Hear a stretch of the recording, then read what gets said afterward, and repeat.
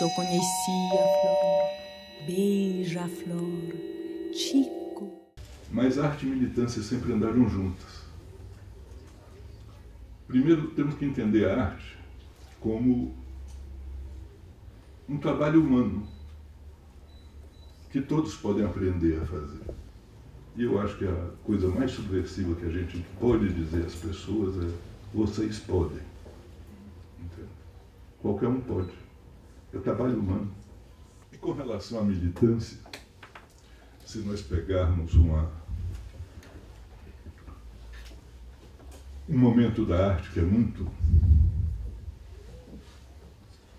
marcado para a história da arte e do que foi feito em arte no Ocidente, os renascentistas. Eles eram militantes das causas dos papas, dos reis, dos príncipes.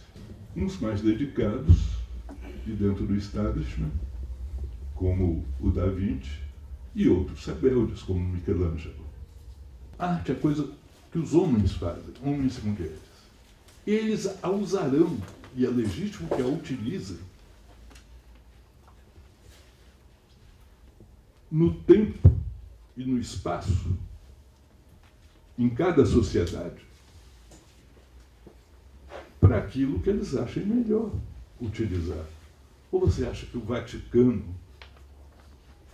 não utilizou o Renascimento? Com relação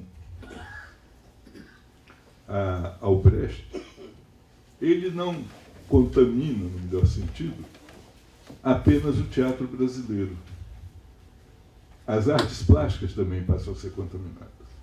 Do meu ponto de vista, há uma ética brechtiana em todo o trabalho do Antônio Benetazo. E não é à toa. Ele estava com um pé nas artes plásticas, do qual ele era professor de arte, de história da arte, era um grande artista plástico, e está com outro pé no teatro de arena. O que a gente lê nos livros de história sobre o Benetazo são sempre informações esparsas, fragmentadas, sobre o militante político, mas nunca sobre o artista, né? Então, quer dizer, o ponto de partida do projeto de recuperação da obra do Benetazo é que nós tínhamos que lidar com uma ausência, né? Com retirar do soterramento histórico uma figura muito importante, tanto do ponto de vista da resistência ao regime militar, quanto do ponto de vista da história da arte brasileira. Uma obra que, de fato, quase nunca se tornou pública, acho que com a rara exceção de uma exposição que o Alípio fez em 1990, em que havia ali 30 desenhos do Benetazo, o resto ficou durante décadas nas casas dos familiares, dos amigos. Enfim, durante esse quase um ano foram levantadas 200 e poucas obras, 200 e poucos desenhos, em 20 e tantas casas, em 5 cidades do estado de São Paulo. Tem uma dimensão épica, digamos assim, né? Não brechtiana, porque houve muito envolvimento afetivo, mas está aí, né? Foi descobrir, trazer essa obra à tona, catalogar, preparar uma curadoria, enfim, algo que ano que vem resulta numa exposição, num livro e num documentário. Meados de 1969, é o momento em que o Benetazo deixa para trás a família, os amigos, deixa para trás os empregos que ele tinha como professor, assume essa clandestinidade e vai para Cuba fazer um treinamento como guerrilheiro. Para mim, é o momento em que, no fundo, explode uma tensão que o Benetazo carregou desde o início da sua trajetória artística, que data mais ou menos de 1963. Quer dizer, pelo menos 63 foi o primeiro desenho que eu encontrei. Que é a tensão entre assumir-se um artista, no sentido de alguém que vai participar do mercado das artes, que vai exibir as suas obras, que vai participar de exposições, enfim. E entre a ideia da militância política, no caso, dentro da perspectiva da luta armada contra o regime militar. Ele fez, durante a sua trajetória, vários autorretratos. Eu encontrei 11 autorretratos. Não é pouco, né, para uma produção que teve aí 9, 10 anos. Agora, é curioso que neste momento da clandestinidade ele tenha feito 3. Né?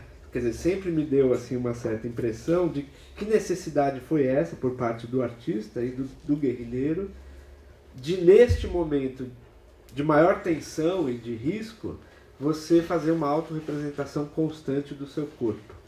Esse é o terceiro autorretrato que sempre me pareceu assim, o mais forte, o mais impactante, né, dos 3, na minha opinião, que é o autorretrato que condensa, digamos assim, sínteses e tensões em 1971. Ali no fundo você tem uma perspectiva de encontro entre as bandeiras de Cuba e do Brasil. Vocês reparam aqui a ideia da bandeira e as cores da bandeira brasileira aqui em cima. Quer dizer, isso remete claramente ao presente vivido pelo Benetazo em 71. Quer dizer, o retorno de Cuba e a ação, digamos, revolucionária em solo brasileiro. No fundo, quando eu olho para esse quadro, para esse desenho, eu percebo 2 polos muito fortes da criação artística do Benetazo. Né? De um lado, a presença do político, a questão política, e ao mesmo tempo a questão do prazer, a questão da potência artística, a questão da potência literária. É Fernando Pessoa convivendo com o guerrilheiro.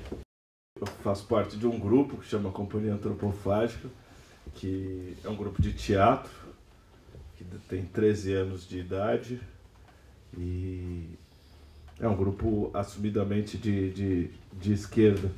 Eu só esqueci eu preciso gravar ali, porque depois a gente escuta no grupo. Se eu falar muita besteira, eu sou expulso. Porque hoje, de alguma forma, eu estou falando de experiências do grupo, e são experiências coletivas. É interessante depois compartilhar elas com o grupo. Então eu vou falar muito sobre a experiência da Antropofágica e das suas ligações, para tentar falar um pouquinho sobre o cenário que eu conheço hoje de arte engajada, arte militante, e tentar levantar um pouquinho das nossas problemáticas.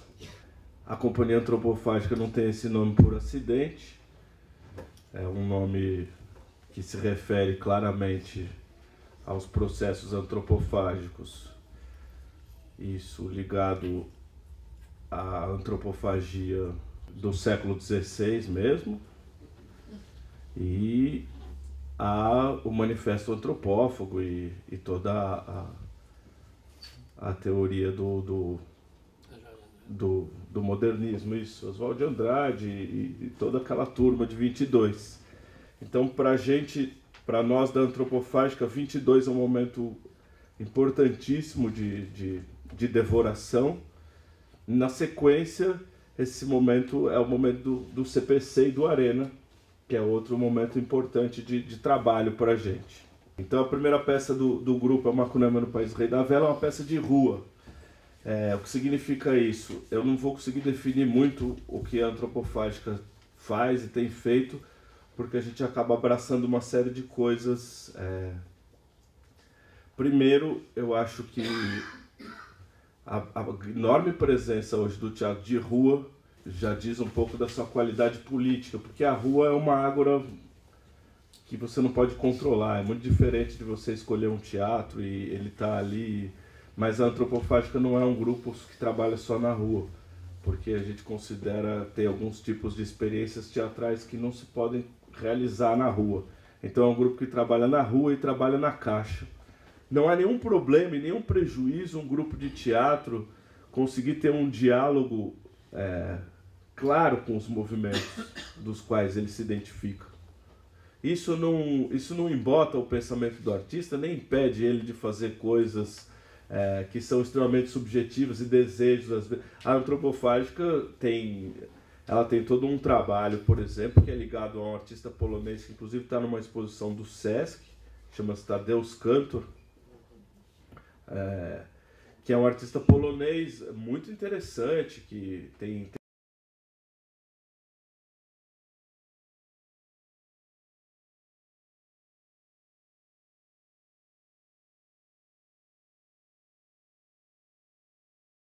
Isso é um outro problema. A gente não tem problema nenhum em lidar de uma maneira muito aberta com a nossa criação. E a antropofágica tem uma militância,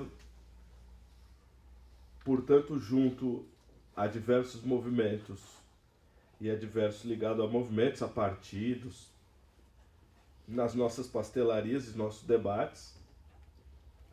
Então tem semana que a gente vai num encontro, a gente vai ter um encontro, sei lá, um encontro de uma federação anarquista, a gente está lá fazendo uma cena, e na outra semana a gente está junto com os trotskistas fazendo a mesma cena e levantando o debate ali, isso sem nenhum tipo de problema. A forma de produção grupo de teatro é muito interessante. E ela é muito devedora e aprendeu muito com a forma, os grupos de teatro vão falar que não, mas ela tem muito a ver com as formas de organização da classe trabalhadora, sindicato, partido e movimentos sociais. Foi ali que os grupos de teatro aprenderam a se organizar. Eu aprendi demais aqui hoje. Eu acho que tudo que foi dito aqui ainda vai ser objeto de reflexões por um bom período, pela importância e pela clareza, pela objetividade. Foi muito interessante. Eu fiquei muito provocado por tudo que foi dito, mas o meu papel aqui não é de ter um outro tipo de participação, senão de coordenar os debates. E uma coisa que eu vi aqui, que já tinha constatado também, mas aqui foi enfatizado pelo exemplo que os três deram, que é a diversidade dos caminhos da arte, né? Essa riqueza enorme que foram esses movimentos artísticos e que vão se renovando sempre atentos à situação político, econômica, social, cultural do país.